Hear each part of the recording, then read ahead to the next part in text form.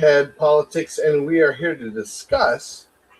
Guess what? More Head Politics. Hey Jeff, how you doing tonight? Pretty good. How are you doing, Judah? I've never been more mediocre, How did but you uh, how'd you fare through the winter blizzard of 2026? yeah. Can I just say, I don't think you are too much involved in this, but on social media, and we're going to talk more about social media tonight. But I did you notice that there was a good deal of people yelling at other people to stay home and stay off the roads? Like, what was that Yeah, about? yeah. I saw that. I saw that. People were I think that you know, I think that it's become kind of status quo since COVID that if we're on That's what I said. and by the way, we didn't rehearse that.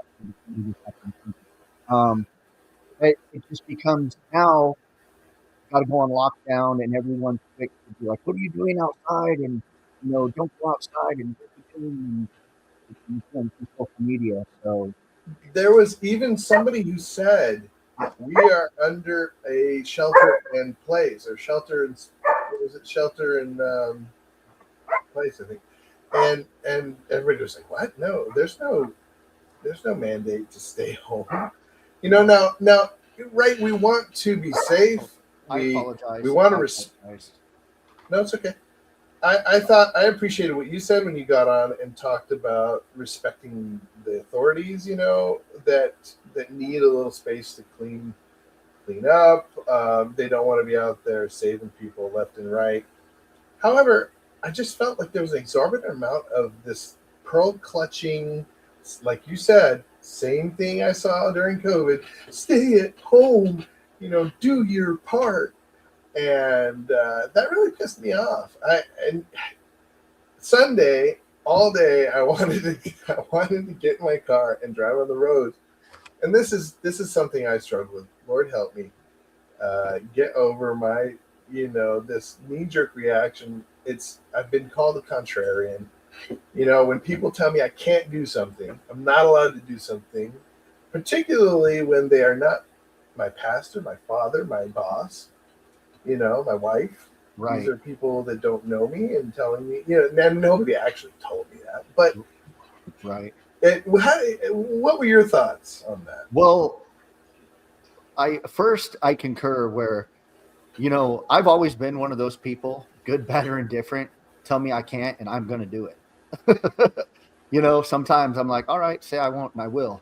Um, the first thing that came to my mind was the state of panic that people went into and cleared out the grocery stores, right? Yeah, That yeah. and I correlate that to I being, originally, I said I'm up from Northern California, up in the redwoods, and I came out here in December of 2013. And you don't like to use the E word, earthquake, right? Earthquake. Ooh. It's, what I mean? It's one of those, like, don't put it out there, kind of like with hurricanes. Well, it's wintertime. So, but, even that, when it comes to tropical storm season, and if we have a tropical storm alert, or it could possibly be, a hurricane, dude, you go to Walmart and the stores are cleared bare. And I'm just like, I mean, I get it. Some people can't afford to stock up, excuse me, but I'm like, what? Like, it's, you've lived here for a long time. It just surprises me how many people aren't prepared, I guess, for disaster, quote, or to be able to kind of hunker down through some adversity, that they just panic and then go out. And, Yeah. and, and with driving and stuff like that in the snow, and my uncle, he's up in northern Idaho, and we were talking, and I'm like, this is a regular day in, like, wintertime in Michigan. Heck, a foot and a half of snow is nothing. People are driving that every day, but we don't get it around here. And Right. you do get people that don't know how to drive in the conditions. And, hey, if you go out and drive, you drive, and, it's like, I'm not going to get on there and, I did say, hey, maybe pay attention because you will get stuck, but that's your choice. Well, I But liked how you pointed out the window and showed the truck that was stuck on your road there. I appreciate that, and that's pretty much what kept me from being a dumb butt and taking my little Ford Escape Mhm. on the roads on Sunday. Now I drove every other day. Uh, Part of it was because my dad was in the hospital. I was visiting him, and I was bringing, Okay. and I was taking stuff back and forth between my dad, my parents' house, and in my house, and stuff like that. I mean, it wasn't like I was just out there, Right. drive for the sake of driving, but I did have that impulse. I Well, give in it to was. the demons, though. I think because I live where I live over here, and there was dudes ripping around on four wheelers, and you had some guys out there hot rodding in their 4-wheel drives and stuff like that. And in defense of the lady that got stuck, um, she was a nurse that was coming off duty, Yeah, you know. that's And the other I thing. actually, There's so many it's people that needed to be out. and the deputy sheriff, I recognized him from the gym, and I went out and I was like, all right, give me a second. We got her to the road to where it needed to be. Um, but I think, again, like you said, it's since COVID, it's like this what hive mentality that everybody, you either comply or everybody's just going to come down on you. And, it's like, what are you doing? Oh my God, I can't believe you're not listening and obeying. And, and it's kind of, I mean, it's kind of scary in a way that we've come to that place in society, where we're Yeah, so, yeah. It's like Lord of the Flies, yes, and part of that I think comes from, in the South in particular, there is a certain amount of freedom that we have that we're not going to that we are. I do appreciate the idea of communities holding each other responsible. I'm not saying that we shouldn't, have standards and rules and boundaries and limitations.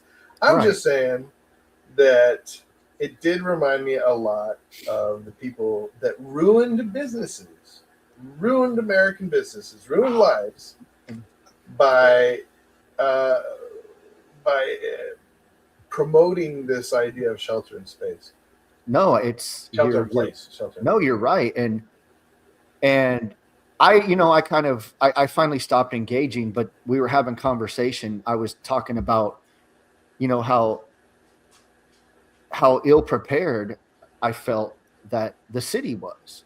Now, do we get storms like that every year? Well, it's been 2 years in a row that up here at least. Now, since I've been in North Carolina, I mean, the first year that I was here, January of 2014, was like one of the coldest winters ever on the East Coast.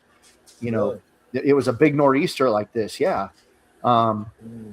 but I can remember it snowed February of 2023. I'm pretty sure it snowed February 2024. And then again this year, last year was 25, and this year 26. That's 4 years in a row. Now, I don't know how thick it was up here, right?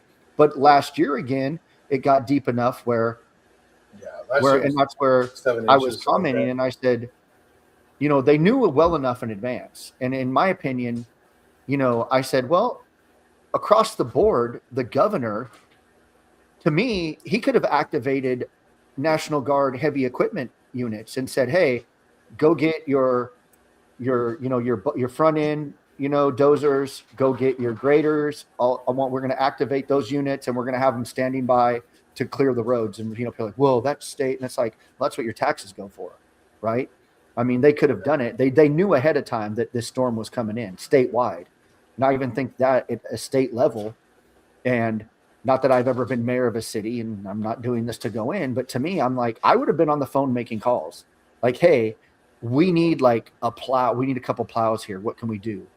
Or contract with local contractors. I'm sure there's dudes. I mean, we got guys in our neighborhood, that are like, hey man, can we contract with you, to hire you to, scrape the roads or do whatever. But it just seemed like it was, well, we're going to let the state or whoever, plow Highway 70, and Bridges is going to be kind of stacking up. Yeah. And Well, that is one of the things that surprised me. I went into Havelock, and Havelock I saw at least 4 plows, and they had salt. They were sprinkling salt. I didn't see yeah, any of that here in Moorhead. Now I saw plows, but right. not the amount I saw there. But I do want to bring up one thing. let us not forget, right before we had the snowpocalypse, we lost our city manager, and I'm pretty sure the city manager would have had something to do. That probably a lot of his job, a lot of the things that we wanted to happen. I can imagine there was some chaos in that Well, office. I can understand that, and I guess from a military standpoint, and just using it almost not that it's the military, but as a chain of command. Well, who was it? Daniel Williams that stepped up and took his place. And again, this is what I say, and I say this to both mayoral candidates. You're the leader of the city when it comes down to it in times of emergencies. You're the one. You're the one that should be boots on the ground saying, okay, look, we need to get all the council members. I need staff to come in and we need to come up with a plan. We need to, have a, whether it's operational risk management plan, say, okay, we're expecting this much snow. What do we have in place? Granted, hey, dude, I know you just got thrown into it, but guess what? You're going to have to step up. That's the way it works. And yeah, it's a lot to ask though for somebody. I mean, particularly a snowpocalypse like that. Well, okay, I'll cut him some slack. But the slack I won't cut is the city leadership, the city council, and the mayor. And I'm not going in to say, hey, but to me, you are the leaders when it comes, the buck stops here. You know what I mean? It does. Like, look around the nation, anything that's going on right now. City manager is not up there on a podium talking about what this. The mayor is up there saying, hey, this is what we need to do in times of disaster. He's contacting, I don't care whether it's New York or Morehead City. If there's times of disaster and there's emergency, aid that's needed, they're calling the president or they're calling the governor. Well, what are specifically the things that what would you say are the top 3 things that we need to do differently as a city? Well, to be prepared I think have yes. a response. Probably, I would say, I apologize for the jackal behavior in the background right now, if you can hear him or if not. I would say at this point, and I think this goes into hurricane preparedness too. And I'm sure they have some type of plan, but wait until the day before. I don't know how much salt they have. I don't know where they get it from. But to me, it's like we should have at least a minimum amount in storage ready on standby. Because the winter's not even over. Who knows? What if we get another freak one that comes in, right? And that's what I've been saying this whole time. And I'll actually go into Project Grandeur that it seems to me that the city council as a whole, they're reactive and not proactive. And that's a big problem for me. And I get it that, to me, it was like, oh, everything shuts down. All the infrastructure shuts down. And we're just going to wait for the snow. We are a small city, yes. But now going in with what you said, how many small businesses had to completely shut down and stop operating? I'm not saying necessarily people would have been out full-fledged, going to these restaurants and stuff. But again, if we had snow plows and we had roads that were cleared, maybe people wouldn't have panicked and gone to the store and cleared the shelves like it was the apocalypse. And, what do you think? That's a weird thing. That is a weird thing to control. I mean, you can't control. I was particularly weirded out by the toilet paper thing back during the pandemic, or right before the pandemic. It's like, but when I thought about it, I thought, what is something I would not want to run out of? Yes, water. Yes, food. But toilet paper's up there. And not to get, graphic about things. And maybe I have a different mindset, having been in the Marine Corps, having been deployed to Iraq, in combat. I'm like, well, you got to shower. I'm not saying to obviously use it for the entire process, but if you had to run out of toilet paper, let's not completely freak out. Right. And again, right. Knee-jerk reactions. And I think people, they've never been, it's a lot of people have never had to, persist or go through some type of emergency, and they just freak out. It's like, what do I need? All the toilet paper. Okay, let's just get all the toilet paper, right? I'm Every just gonna have a single, runny yeah. nose. I'm gonna have a clean nose and a clean butt, and we're gonna be good through the pandemic.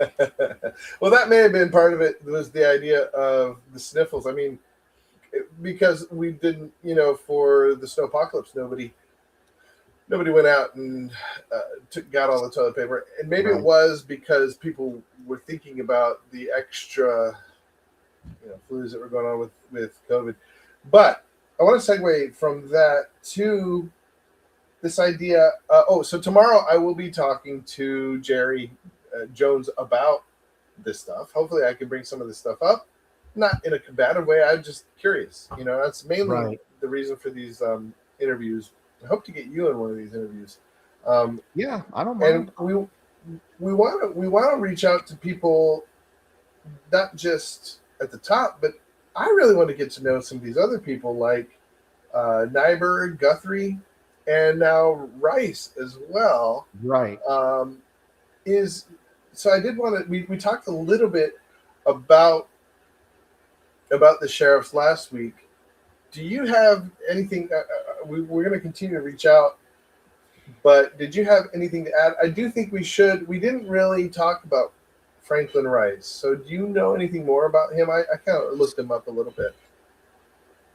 So, just real quick, from what I'm researching now, I don't know a ton on their backgrounds, but from what I've researched, you've got Shane Guthrie is a retired sergeant with Pitt County Sheriff's Office. Law enforcement career began in 1991, and I definitely think that that's important. That you've had someone that's been on the streets, so to speak, right?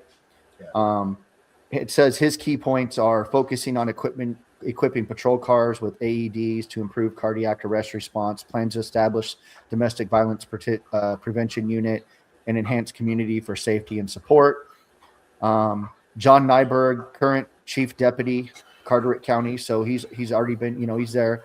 He doesn't have any specific information. Franklin Rice, it says he's committed to serving the citizens of Carteret County. Leadership grounded in integrity, accountability, and strong dedication to the community. Partnerships with over 2 decades of law enforcement experience and years of training. He's built meaningful relationships, citizens, schools, churches, and organizations across country. He believes sheriff's office plays a vital role in strengthening the bond between law enforcement and the community, and he's focused to building the future. I kind of dropped the ball. I kind of got busy this week, but I will tomorrow reach out to them. And everything was shut down. Everything's just kind of opening up again. And I figured, well, I don't want to be freaking, hey, dude, I know it's snowing outside and people are trying to figure out how to live, but can we get you? I think, I'll hit them up tomorrow. I'll send some messages out. And okay, yeah. I do think it's interesting when, I don't know about you, when I looked online, the one that came up the most was Franklin Rice. It was particularly on Facebook. And there is this thing where like social media is starting to shift the complexity, the approach to politics in Carteret County. I mean all over the world, but I think Carteret County is starting to catch up. No. And come on. What did you see anything that he I just was picking up some blur. He's petitioning right now, I guess, to get on the ballot. Yeah. And I think to piggyback off of what you said earlier about how social media and podcasts are kind of the new way of informing.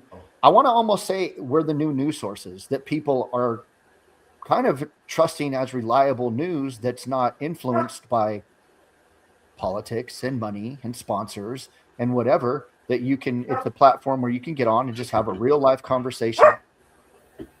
I think yeah. I think it's also it's nice to have something that like a link to go to. Speaking of which, we were pinged by Natalie Gibble. She said, I don't think we didn't say enough about John Nyberg. He's got a whole post on Facebook about now. But see, that's what's interesting. How come he didn't come up when I was like searching for him? And even when you were reading what you're reading, there wasn't much that came up. Now, isn't I think Nyberg is. I do believe that he was with the North Carolina State I'm Patrol. reading right now. Yeah, which one was the one? Who was the guy right under Asa Buck? That wasn't Nyberg, right?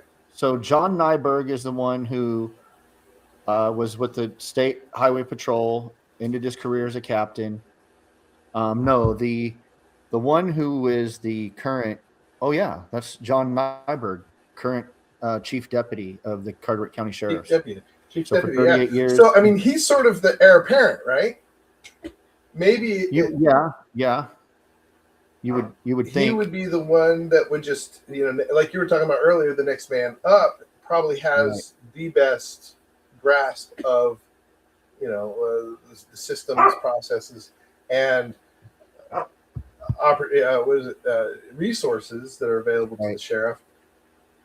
But I did find it interesting who came up. This thing SEO, search engine optimization. How many people that are looking to be elected? How many people that are running are thinking about search engine optimization coming up top of Google? Mm-hmm. I'll tell you who. I don't know if you tried. Probably didn't even have to try, but when you put in sheriff in Carteret County, of course, Asa Buck just dominates Google, right? Yeah. Of course, he's been there a long time. He's done a lot. And beloved sheriff of our county. But I do think it would help folks to be thinking in terms of social media and search engine optimization. No, I agree. I use DuckDuckGo. But even on that, the only two I had to specifically, I had to write in the query box, I guess if that's what you want to call it, to say Franklin Rice, write-in candidate for Carteret County. And maybe that's because he's not officially on the ballot yet, because he's still trying to get the signatures in order to get on the ballot. That's the last thing I heard him saying, is that he needs signatures. Yeah, I think I read something, or I heard something in one of his videos about we have until maybe the 8th or something. That ring that sticks in my mind about he has a certain amount of time to get. I think he has only 1,000 more to. He needs to get something like that. There's a number. I'm just throwing up numbers. I think it's the 9th, because early voting starts, I believe, on the 12th. Yeah. And I actually called Carteret County Board of Electors and just kind of started asking some general questions, just about general knowledge, because I asked them about if they needed volunteers for the mayoral election to have more people, as far as. And she said, well, we take volunteers. She said, but we actually pay people. She said, I don't know if we could get you trained up in time. Because I was just like, hey, whatever we need to do to ensure that this is the last election we have. Well, for this round for the mayor, like, let's not have any mistakes. Let's make sure that. Seamus, be quiet, dude. Well, I think the difficulty though with you, Jeff, is that you're pretty active. I would like to have people. I don't know. I go back and forth. I would like to have somebody vocal and active there, but I also would like to have people that are not particularly invested emotionally in any of the candidates. But how do you get people to do that? I'm at a point now where I'm just gonna decide as it gets closer. The two candidates, not that my opinion matters, but I'm still not sold on either one of them at this point. And that's honest truth right now. It is what it is. But when I talked to her, she asked, what do you register as? And that wasn't like, because she said, because we have to have an even amount of Democrats to Republicans. And I said, I usually register independent. And that's there you go. There's my dirt. So. Yeah, but what if we had people? What if we took turns or something? I had some kind of exchange program where, like, people from different counties switched or something. Where because or not even different counties, maybe different districts, that sort of thing. Because I won't be able to vote for the mayor. I live in Newport, so it's easy for me to say. So Well, no, I no, that's a good point. You know, having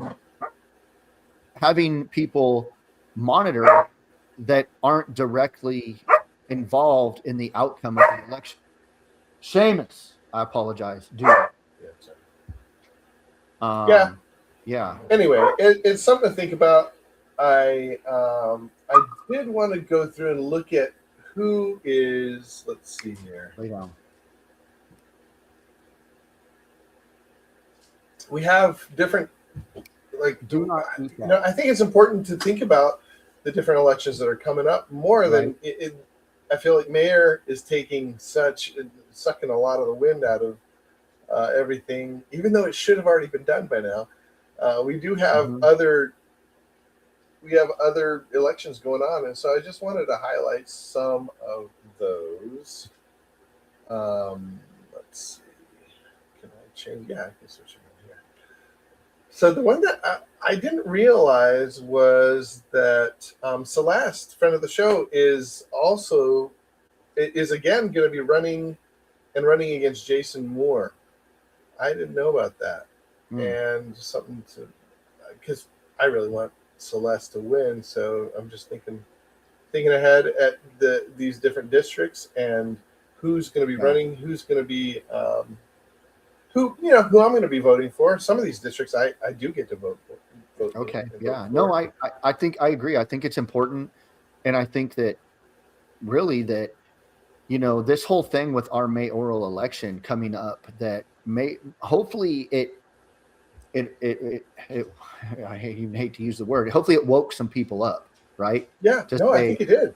And to include myself, to say I need to be more involved at the local level as far as who's running, who are the candidates running, what are their backgrounds, what's the factual information, not just hearsay, because good old boy or good old girl that's been here for 25 years doesn't like candidate X or doesn't like candidate Z. And, no, let's just talk about factual information. Let's talk about facts.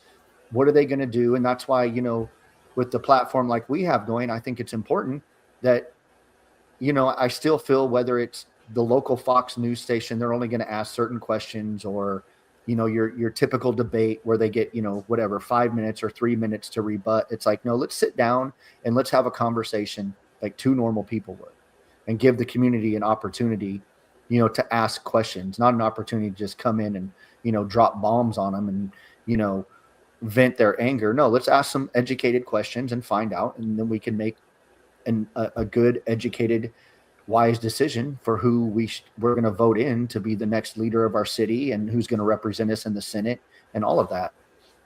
Well, I agree. And that's why I think you and I should have an extra episode next week, maybe like Tuesday night.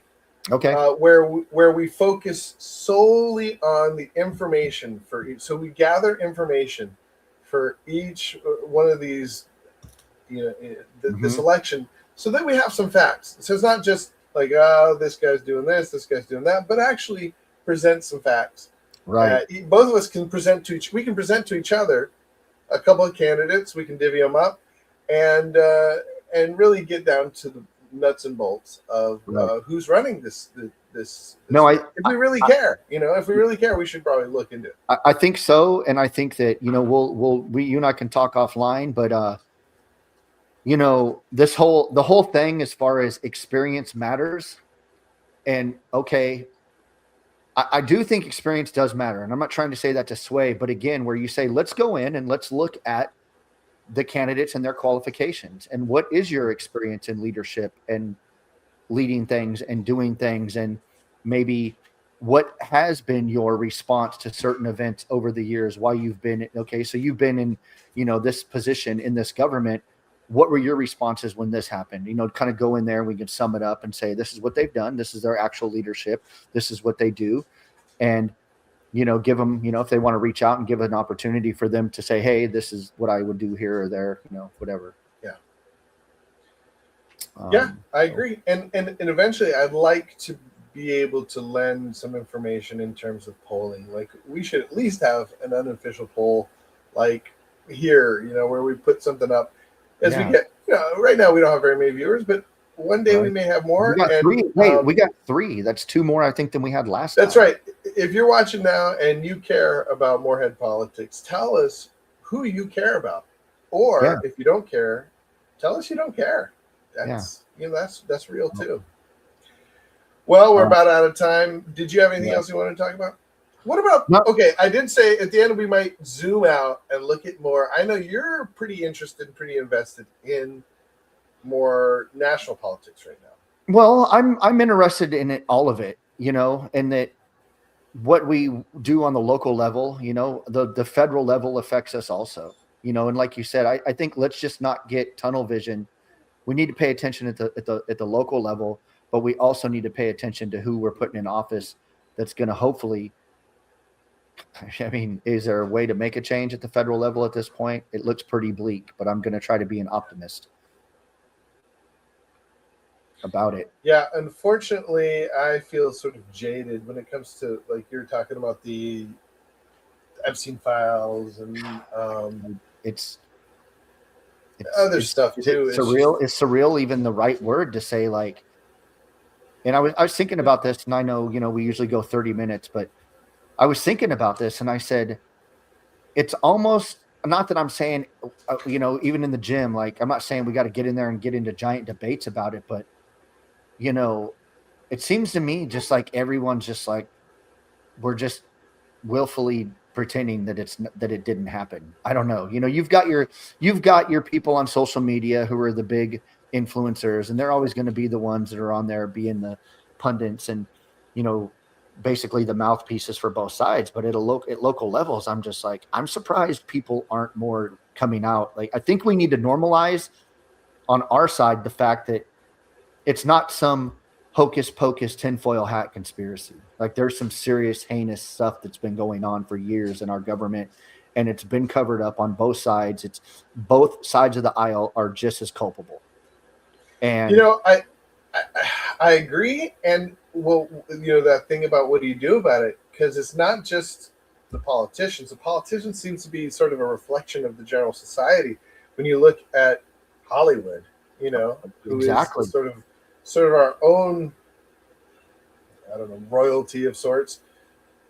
Yeah. They are all involved in all this stuff and sort of leading the way, P. Diddy style in this kind of debauchery. And I just want to say I appreciate you taking a stand against. I know this isn't exactly Hollywood, but taking a stand against the Super Bowl, in the sense that at some point we have to say, I'm just not partaking in that. You know what I mean? Like, at some point, even if it's something that everybody is sort of doing, there has to be a line. Right. And yeah, go ahead. No, sorry, I didn't mean to interrupt you. It just, this is one of my thoughts. It's been a while. I'm not going to say I don't watch football here and there, but I'm definitely do not engage in professional sports the way I used to. I, again, feel it's divisive. And just as a person, I'm like, you do what you do. You do what you want to do. You are you, right? And I know I had people in my Facebook like, oh, it's so Christian of you, and what? Because someone doesn't. I said, well, one, I never brought up political party. I just said, if you're a Christian and you're conservative, there's no riding the fence really with this. And I said, at some point, I don't care whether it's the NFL, whether it's Netflix, any of these professional theatrical organizations that support certain agendas. We're going to sit there and be like, well, I don't support that, and I don't support that, but yet we're going to continue to have Netflix. We're going to continue to watch their movies. We're going to let our kids watch their movies, to include Nickelodeon, to include Disney, like all the heinous stuff that's came out. And I'm like, in my brain, I'm kind of thinking, quite frankly, we have more power than I believe we realize, because just imagine if for 90 days everybody canceled their Disney subscription, they canceled their Netflix, any streaming, we canceled it. That's going to put a dent in their paychecks. You stop going to the movies. Like, we keep supporting these people, quote, like you said, the royalty, that are fake royalty. And that are involved in all of it. And you go all the way back, to the years of Shirley Temple and this stuff's been going on in Hollywood since Hollywood's been Hollywood, right? And we know about it. And that's what I say, like, we openly know about it. And all of us will have private conversations outside of public saying it's wrong and they're heinous and they're doing this. But yet we're all going to go to the movies. We're still going to watch Netflix. We're still going to buy the chips from NFL and everything that's commercial and everything that's sponsored. And we're just continuing to make the 1% that they complain about, the 1%. And it's like we're in this super toxic, codependent relationship with celebrities in our government where they know they're horrible and atrocious, but we're going to continue to support them. I think it's something to struggle with. I don't know where I fall on it, but I appreciate your desire to, to hold the line and just to have a line. And so let's continue to talk about it. I think it does apply to local politics in the sense of when it starts to get near and dear is when we start to pay attention. You're talking about like how grandeur and how taxes, and we've talked about before how taxes and the election, winning by one vote, these sort of things, when it starts to get, especially when it starts to get in my backyard, I think it's easy to sort of ignore the stuff that's out there. Hollywood's out there, Washington politics is out there. But I think it's particularly important to pay attention when it is in our backyard. And anyways, absolutely, that's that. And we'll continue to hit these topics. And next week we'll be here on Tuesday night. Hopefully, if you're available. Yeah, hey dog, what are we doing Tuesday night? Yeah, we're good. I just checked my schedule, so we're all right. We're all right. So Tuesday night, we're going to be. I've got some homework between now and Tuesday. Yeah, really digging into some of these candidates. So. And soon, real quick, we will have the website. We'll be squared away, and that way, maybe if people want to submit questions to us through the website, or even if they want to comment on our YouTube and say, hey, and again, pass the word and tell the people, like, come in, ask questions. We'd be more than happy. We want to take questions. We want to take comments. And once again, I got to give a shout out to Full Circle Cafe and their awesome steaks, best steaks in the nation. Just want to say that. Shout out to my boy Cameron out there. No, he's not paying me to do it, but I'm just telling you, it's a darn good steak. Go get one. That's it. Sounds good to me. All right, guys. Jeff, I feel like there's more of you because, there's also the dogs there. So everybody over there and everybody watching. They're living the best dog life right here. So that's we'll see you guys later. Thanks for tuning in. Good evening. Bye.